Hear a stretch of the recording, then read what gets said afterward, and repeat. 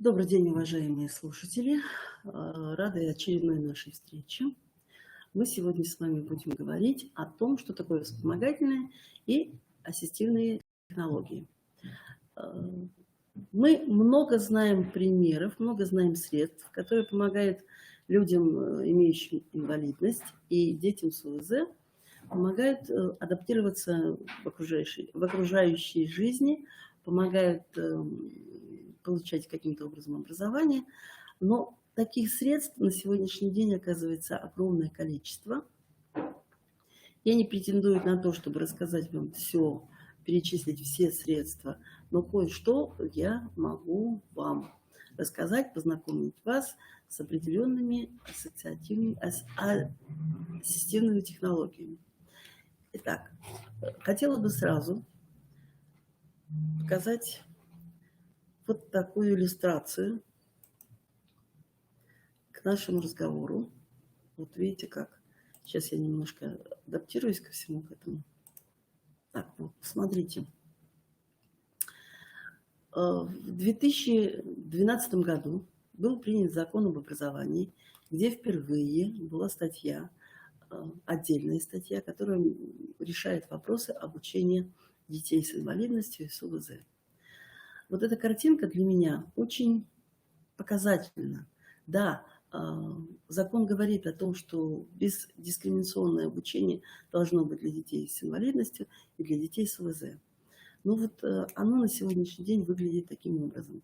Хотя мы знаем, что практически нет ни одного образовательного учреждения, где бы не было пандусов, где бы не было специальных тактильных дорожек, специальные тактильные объявления на входах, где отдельные сигнальные значки для слабовидящих людей. Но этого, я считаю, что недостаточно для деток, которые пришли получать образование в общеобразовательную школу. Вернемся сейчас к первому слайду. Итак, дети, которые не могут на сегодняшний день посещать общеобразовательную школу или обучаются в условиях дома или обучаются в условиях медицинского учреждения, должны иметь много разных специальных приспособлений для того, чтобы обучение облегчено, для того, чтобы обучение было более эффективным и более качественным.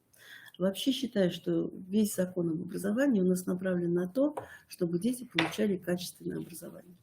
Так вот, детки с инвалидностью и дети с ОВЗ такого качественного образования без специальных, вспомогательных и ассистивных технологий получить его вряд ли смогут.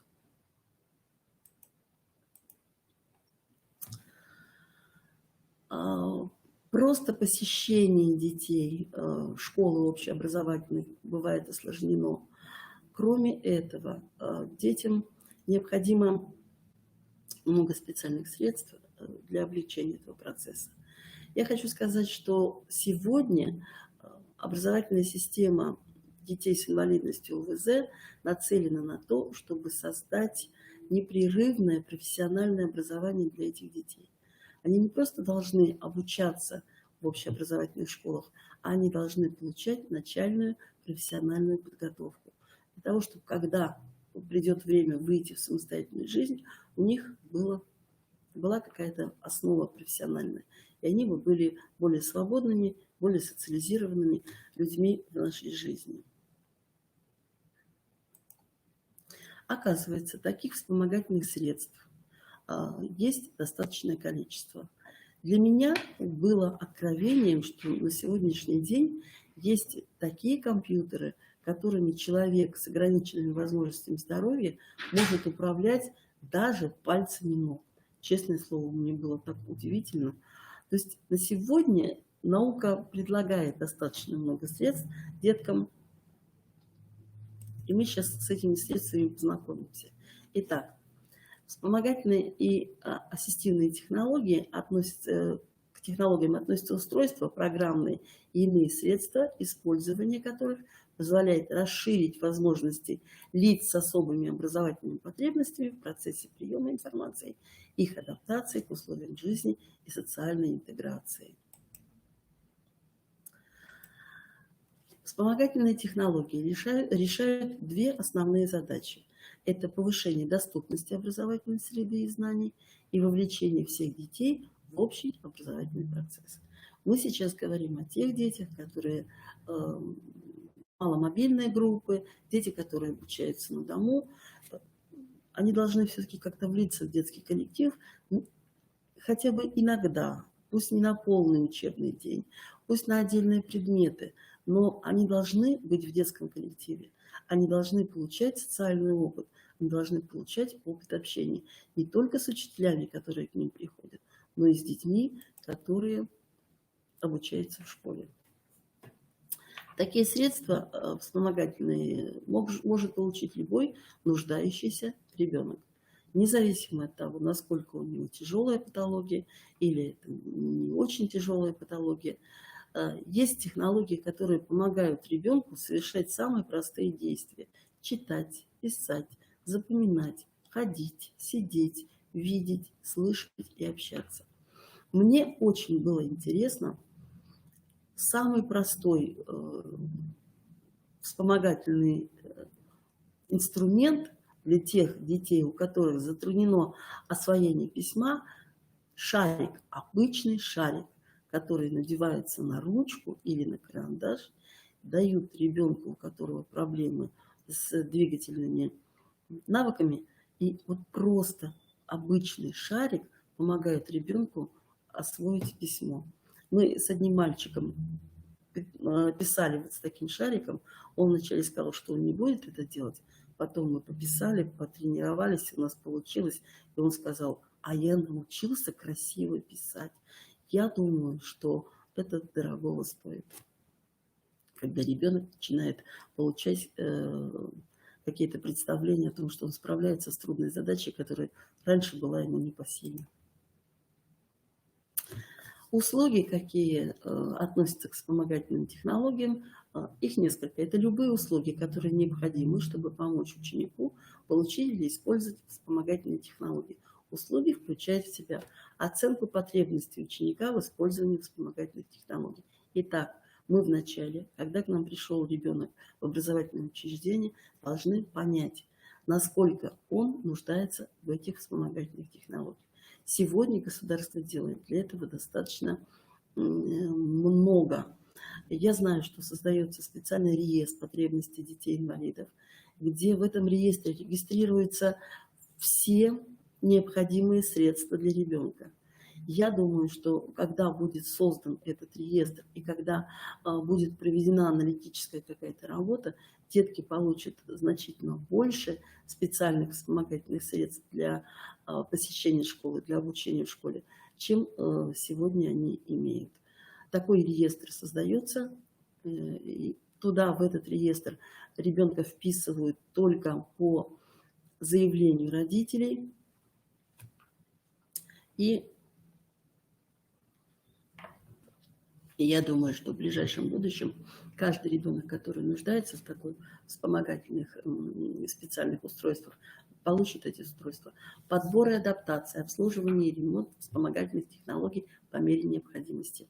Но здесь особо объяснять, наверное, ничего не надо, потому что у нас дети разного возраста, у нас дети разные по росту, у нас дети разные и по весу. Естественно, если устройство технологическое, высокотехнологическое не будет подобрано в соответствии с особенностями ребенка, то, наверное, ребенок не получит недостаточно квалифицированной помощи. Обучение ребенка использовать вспомогательные технологии. Естественно, прежде чем ребенка посадить в какое-то специальное кресло, дать ему серьезную технику современную, его нужно этому обучить. Обучать нужно не только ребенка, обучать нужно педагогов, которые работают с детьми. И обучать нужно родителей в первую очередь. Я думаю, нужно обучить родителей, потому что это те люди, которые находятся всегда около ребенка, всегда могут и должны оказать ему посильную помощь и быть сами уверены в том, что у них все получится. Мы с вами рассмотрим несколько категорий специального оборудования. Я сейчас надену очки. Итак, вот посмотрите, это оборудование для лиц с нарушением опорно-двигательного аппарата. Мы видим разнообразные столы. Причем эти столы могут быть не только высокие, есть еще столы, которые ставятся на пол. Эти столы можно выносить на улицу, эти столы можно использовать в парке, и можно туда посадить ребенка на пляже, брать этот стол с собой. Они, кстати, не очень громоздкие. Вот здесь вы можете посмотреть, производит впечатление, что они большие и громоздкие. Нет. А мы использовали столы, которые можно поставить на пол, на землю, когда выводили деток гулять в детском саду. У нас такие столы были в детском саду. Выносили ребенка с этим столом, он там находился, он был вертикализован, он имел достаточный обзор вокруг себя, и он был активен, ему было интересно, он наблюдал за играми детей, то есть ребенок был включен в какую-то целенаправленную деятельность. Обратите внимание на специальные столы с изменяющейся поверхностью и с специальной дополнительной подсветкой. Это тоже мы знаем, что дети с нарушением опорно-двигательного аппарата, у них очень часто бывает нарушение зрения, и им нужно дополнительное освещение. Вот эти столы могут менять поверхность, и ребенок будет работать более продуктивно за таким столом. Посмотрите, существует очень много разных опорных средств, которые помогают ребенку передвигаться самостоятельно. Это ходуны всевозможных конструкций, это так называемые крабы, две такие палочки, которые помогают ребенку передвигаться самостоятельно. Кроме того, нам предлагают как специальное средство, это система визуального управления программной клавиатурой. Мы ее здесь видим. Посмотрите, какое разнообразие существует мышек. И мышки просто как тарелочки круглые. Этой мышкой ребенок может воспользоваться, он может действовать любой частью тела. И рукой, и кистью, и локтем. Все, чем может достать до мышки, он может этим пользоваться. Посмотрите, некоторые мышки как тумблеры, мышка как шарик. То есть подбирается под ребенка специальное вспомогательное средство, и ребенок потом достаточно легко может управлять компьютером. Еще раз скажу, было удивительно, когда узнала, что можно управлять компьютером и пальцами ног, и любой частью тела вообще. Вот мы здесь на иллюстрации видим, какое специальное приспособление. Ребенка фиксируется не только тело, фиксируется не только спина, но в данной ситуации фиксируется и голова ребенка. Он вертикализирован, он может работать со специалистом. Тут специальное световое табло, которое также ограничивает и направляет взор ребенка, и помогает ребенку общаться. Тут видим, что ребенок общается с логопедом.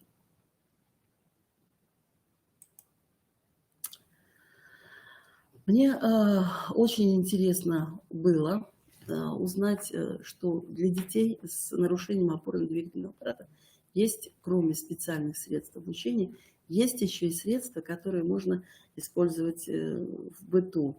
Это посуда с различными утяжелителями.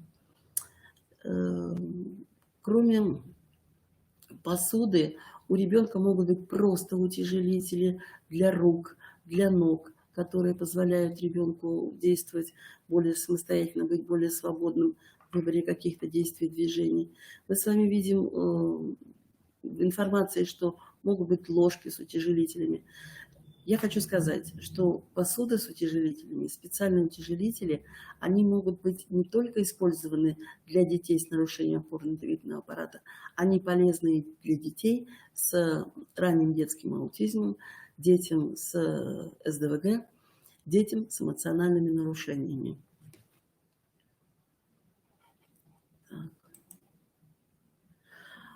Вашему вниманию я просто перечисляю те средства, которые можно приобрести для деток. Такое простое устройство, как световое перо. когда ребенок может общаться с другим человеком посредством отдельных каких-то коротких сообщений. Текстовое сообщение отображается на двух дисплеях, и ребенок общается дистанционно с человеком. Вы видите, что до 500 сообщений ребенок может отправлять с своего компьютера.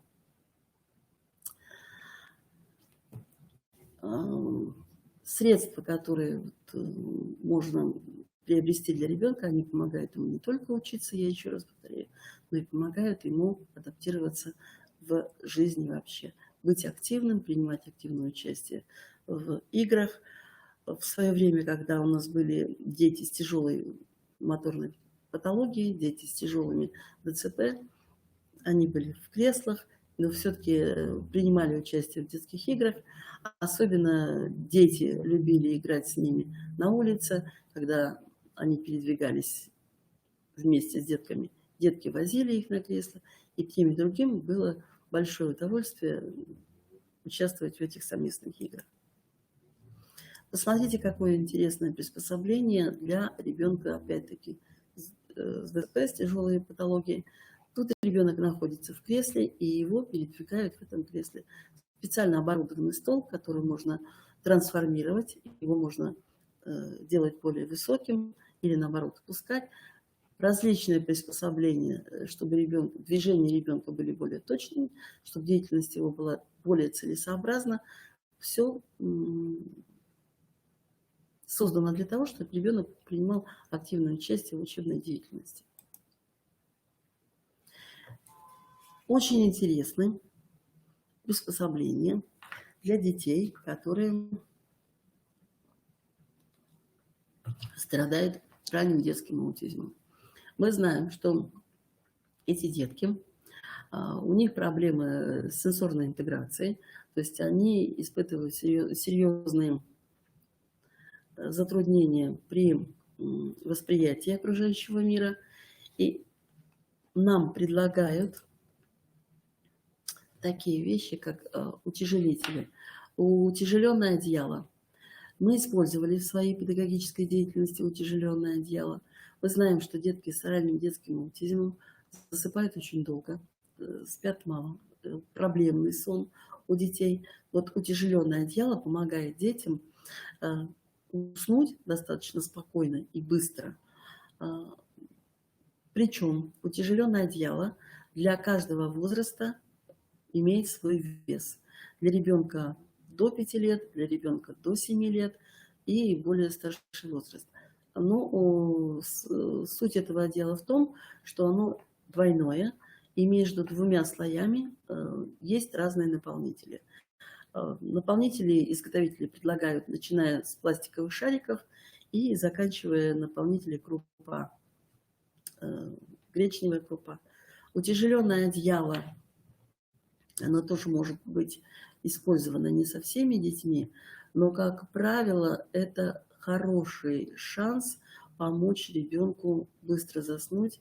И если родители тоже это утяжеленное одеяло применяют дома, то ребенок, как правило, всегда выспавшийся и более спокойный. Мы все прекрасно понимаем, что эти детки испытывают серьезные трудности в быту. Кроме утяжеленного одеяла, есть еще утяжеленные подушки, утяжеленные шарфы, утяжеленные жилеты. Мы использовали в своей педагогической практике утяжеленные жилеты и утяжеленные шарфы. Вот просто расскажу случай, который у нас был с ребенком. Ребенок моторный алалик, безречевой, он не говорил. Там вообще были серьезные проблемы у ребенка с развитием. И он был очень маленький. А самый тяжеленный жилет, он весит порядка 5-6 килограмм. Они тоже разные бывают по весу. И попробовали надеть на него вот этот жилет. Вы знаете, он посидел полчаса в этом жилете. Потом он вдруг начал что-то петь. Появились какие-то звуки. Потом он в этом жилете встал и пошел гулять по группе, приплясывая. Чем нас всех очень удивил. То То есть мы такой реакции у этого ребенка не видели никогда. Он обычно сидел на стульчике, и его было очень трудно куда-то привлечь к серьезной целенаправленной деятельности, а тут сам в жилете встал. Мы эти утяжеленные жилеты использовали у детей с ранним детским, для детей с ранним детским аутизмом, у кого были такие серьезные аффекты, которые кричали, у которых были истерики. И я хочу сказать, что достаточно хороший эффект. Дети быстро успокаивались. И иногда мы даже...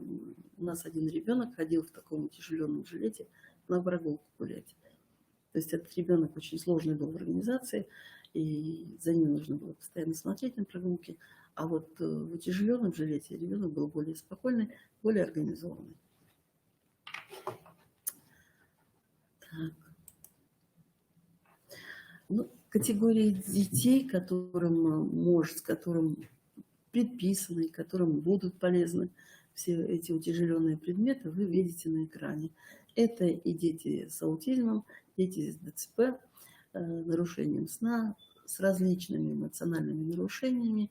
Ну, список тем, кому помогают и утяжеленное одеяло, и утяжеленные жилеты достаточно большой. Я думаю, что даже для нормативно развивающихся детей такое утяжеленное одеяло тоже может помочь быстро заснуть и чувствовать себя более уверенным и более спокойным. Замечательная вещь. Мне чулок этот очень нравится. Вот как раз детки с ДЦП, детки с ранним детским аутизмом, детки с эмоциональными проблемами очень любят прятаться в этот чулок. Мы прекрасно знаем, что детям необходим уголок уединения в группе. И если у нас нет возможности с вами создать вот такого уголка уединения, то чулок вам прекрасно заменит уголок уединения. Ребенок залезает, он растягивается, этот чулок. Он тоже бывает нескольких размеров. На маленького ребенка порядка 5 лет. Он изнутри, ребенок видит, что происходит за пределами этого чулка. Можно в нем баловаться, можно играть, можно просто спрятаться от окружения, от детей, если ребенок переутомился. Такой же точный эффект от яйца. Есть еще такое приспособление, куда называется оно яйцо совы. Туда ребенок тоже прячется. Причем он может не просто спрятаться в это яйцо совы, а он может закрыть сам себя изнутри. Он залезает в это яйцо, закрывает себя на замочек, может находиться там сколько угодно, столько, сколько ему надо. Он может взять с собой туда игрушки, он может там играть в этом яйце. И как только он захочет выйти, так он откроет это яйцо и будет уже общаться с нами по миру. Вот эта вещь, которая замечательна, которой бы мечтали все детские сады. Я думаю, такая разгрузочная комната, такая сенсорная комната со всеми подвижными, качели, бревно. Это зал эрготерапии. Здесь, в этом зале, дети не только получают какую-то физическую поддержку, физическую нагрузку, там они могут кувыркаться, там они могут качаться. То, что особенно дети очень любят. Здесь может проводить занятия и логопед, и дефектолог. Я вам хочу сказать, что мы видели, вот на таком бревне нам показывали, как работает логопед по автоматизации звука. Когда у ребенка есть серьезные проблемы с эмоциональным развитием, и вот логопед работает на таком бревне. И он там очень хорошо успокаивается, он там очень становится более адекватным и более податливым, и во всяком случае способен выполнять, ну, не все, наверное, задания, но большую часть заданий он способен выполнять. Посмотрите, какой замечательный зал. Наверное, о таком зале эрготерапии мечтает любое образовательное дошкольное, а может быть и не только дошкольное учреждение. Вспомогательные средства для слепых и слабовидящих. Тот же самый компьютер. На этом компьютере есть Брайль. Ребенок слабовидящий или слепой Если он овладел Брайлем, то работает на этом компьютере. Тут очень много звуковых сигналов, где бы ребенок мог работать. Опять возвращаясь к тому, что сегодня все вспомогательные средства направлены на то, чтобы обеспечить ребенку его профессиональное будущее. Ребенок должен какую-то специальность получить и быть просто членом общества, и не просто сидеть на пенсии и на шее у государства, а все-таки он может получить элементарную профессию. Это замечательная вещь, которой пользуются сегодня очень многие специалисты. Песочная терапия, это песочные столы. Опять я немножко расскажу вам о том, что было в практике. У нас в саду такой песочный стол был, и к нам приезжал специалист из далекого-далека, она смотрела это занятие, ее очень удивило, что ребенок с серьезными нарушениями познавательной сферы работал вот в этом ящике с песком. Он рисовал там дорожки, он рисовал там волны, и специалист, который был у нас в гостях, она сказала: вы такие молодцы, вы научили такого тяжелого ребенка делать такие сложные вещи. Ну, я думаю, что о песочной терапии рассказывать много не надо. Сегодня специалисты и психологи, и специалисты-коррекционщики очень хорошо знают об этом приспособлении. Оно используется. Другое дело, есть еще модернизированная система песочной терапии, когда вот этот песочный стол работает вместе с компьютером. И меняется не только ребенок сам там может рисовать и что-то конструировать и придумывает, там меняется подсветка этого песка, меняется структура какая-то песка. То есть вот на современных песочных столах ребенок получает больше сенсорных впечатлений, чем, ну, вот уже, наверное, на таком стареньком столе. Бизиборды. Вещь великолепная. Ну, я не буду уже, вы видите на экране, что автором бизибордов является Мария Монтессори. Сегодня бизиборды есть абсолютно разные. И для мальчиков отдельно, и для девочек отдельно, и деревянные бизиборды, и тканевые бизиборды, и мягкие бизиборды. И бизиборды, которые монтируются на стену, и бизиборды, которые можно поставить объемные. Вот вся суть в том, что ребенок, работая с бизибордом, работает самостоятельно. Там ему взрослый совсем не нужен. Он может придумывать сказки, он может придумывать разные действия в зависимости от набора бизиборда. Естественно, такой бизиборд, я думаю, может сделать любой папа, у которого есть умелые руки. Вот для нашего малыша папа бизиборд сделал. Я хочу сказать, что она постоянно очень много времени проводит, ребенку 1 год и 8, она постоянно очень много времени проводит около бизиборда. Там можно нажимать кнопочки, слышать звуковые сигналы. Там он сделал лампочку, которая загорается. И вот ребенок туда приходит сам, ему никто не регламентирует его деятельность. Это все безопасно для ребенка в первую очередь, конечно. Это все интересно для ребенка. Мы знаем, что одни и те же действия дети готовы повторять бесконечное количество раз. Так. Ну, про дары Фребеля я тоже не буду много говорить. О них специалисты об этой технологии, об этом дидактическом материале знают очень много. И этот материал очень интересен. Наши дефектологи работали с ним с удовольствием. Вы знаете, меня лично прельщает, чем этот материал. Он просто очень приятный. Смотрите, хочется с этим материалом работать, хочется что-то придумывать. Но, конечно, полный набор на сегодня дары Фребеля не могут себе позволить, наверное. Есть такие счастливые образовательные учреждения. Но на сегодня это очень стоит дорого. Хотя решается масса вопросов. Здесь не только конструктивные навыки отрабатываются, здесь можно решить практически все речевые проблемы, которые есть у ребенка.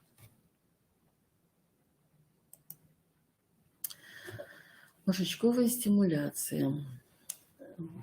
Этот самый американский учитель в 60-е годы, наблюдая за детьми на перемене, он увидел, что есть дети, которые любят выполнять действия на равновесие. И он стал анализировать их успеваемость и понял, что те дети, которые много играют в игры на равновесие, эти дети, как правило, лучше учатся. Причем у них, как правило, они более успешны в чтении. А мы знаем, особенно те, кто работает с детьми с нарушениями письменной речи, что чтение – это вообще беда-беда. И не только у детей с ОНР, но и на нормативных детей. Сегодня я думаю, что техника чтения желает быть лучшего. У нас в городе эту услугу предоставляют определенные центры. У нас вот конкретно в нашем образовательном учреждении 2 ребенка посещают. Дети как раз с серьезной мозжечковой патологией. Ну и родители говорят, что вот они туда ходят уже 2 года и реально видят результат от этих тренировок. Сам набор. Ну, мы знаем, что балансиров существует совершенно огромное количество разных балансиров, где ребенок может сидеть, где может стоять и так далее и тому подобное. Вот самое главное, что эта технология в процессе вот этой технологии ребенок еще и выполняет задания. Он закрепляет свои счетные умения, он закрепляет умение чтения. Там много разных приспособлений и на счет, и на чтение, где в процессе вот балансировки ребенок может закреплять эти знания и эти навыки, которые он получает на занятиях у специалистов. Такую, по сути дела, балансировочную доску может тоже сделать любой папа. Но, естественно, когда это сделано специалистами, это будет, наверное, более эффективно. Так, вот я, естественно, не рассказала про все те приспособления, которые на сегодняшний день существуют и есть, но вы можете получить, вот я здесь предлагаю информацию о других каких-то приспособлениях. Это то, что я реально видела, то, что я реально знаю, и то, что я точно знаю, что работает. У нас были специальные компьютеры для детей с детским церебральным параличом, где действительно были вот такие огромные мышки, где ребенок мог действовать не только руками, он мог действовать локтем, он мог действовать лбом, чем доставал, чем мог. И он участвовал в работе с этими компьютерами. То есть, ну, если будет такая возможность что-то еще увидеть и что-то узнать, я думаю, что мы с вами можем еще и встретиться еще раз по этому поводу. Большое всем, кто меня слушал. Всего доброго. До свидания.